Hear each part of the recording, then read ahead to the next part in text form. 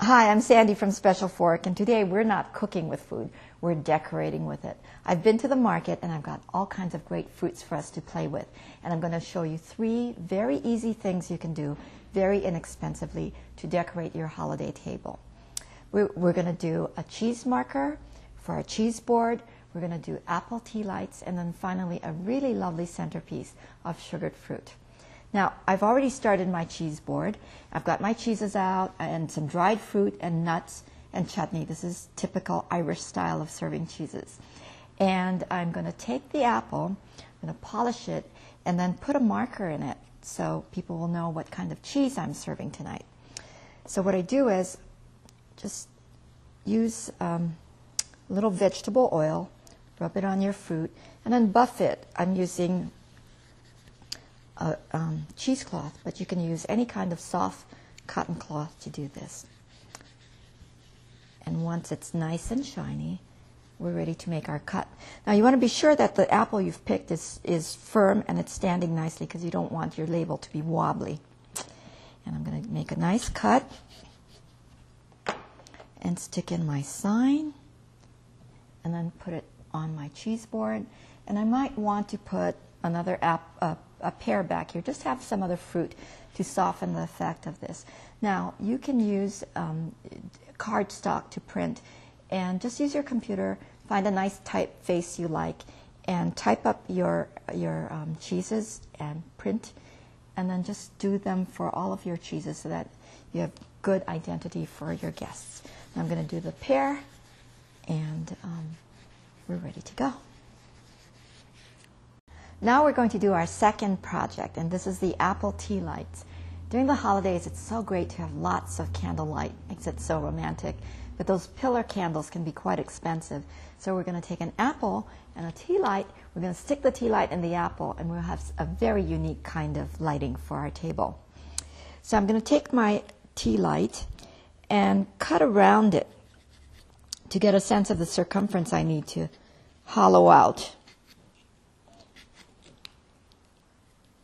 Here we go. So now I've got a guide, and I'm going to use a melon baller. You can use a paring knife, but a melon baller is nice and easy and safe.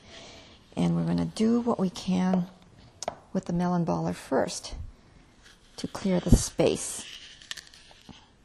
You want to check occasionally and make sure you're getting to the right size. I need to make this a little larger. And you can see I've already polished my apple with some oil, so it's nice and shiny. And at a certain point, you really kind of have to use brute strength and just shove it in there.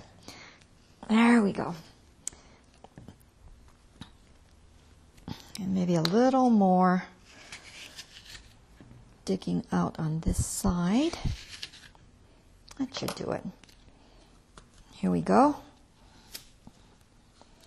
And you can turn it upside down and just kind of squish it in there. So it's a little tilted. Here we go. Perfect. Now, I like to do a green runner of evergreens for my table. And you can get these from the Christmas tree lot. And usually they'll give it to you for free. So you just lay this out. Let's see, another one should do it. On your table, just greens across the table, and nest your apple tea lights like so.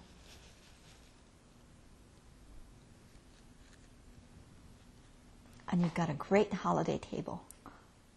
For our third and final project, we're making sugared fruit, a centerpiece that is very, very elegant, and again, very simple to do. I'm starting with a pear, and I'm brushing it with meringue powder. And you can get meringue powder where they sell specialty baking goods, baking supplies. And the traditional way is to use beaten egg whites, and that works too. However, if you want to eat the fruit, then it's not good to eat raw egg whites, so I would go with the meringue powder. Now I'm sprinkling it with sanding sugar. These are sugar crystals that are bigger than the traditional sugar. But you can use regular sugar too. And just make sure you get a nice even coating. and work your way around the fruit. It's great when it has a stem because then you can hold up your fruit as you work. Just like so. And you can see I'm working on a nice plate, a clean plate, so I can save any sugar that falls and reuse it. Just put it back in my bowl. There we go. See how pretty this looks? And just fill in when you see that there are parts where maybe the meringue or the egg white hasn't stuck. There we go.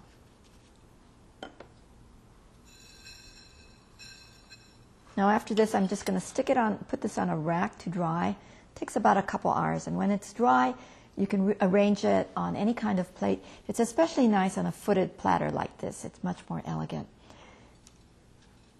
And then we can do more. For more recipes and ideas, go to specialforkblog.com.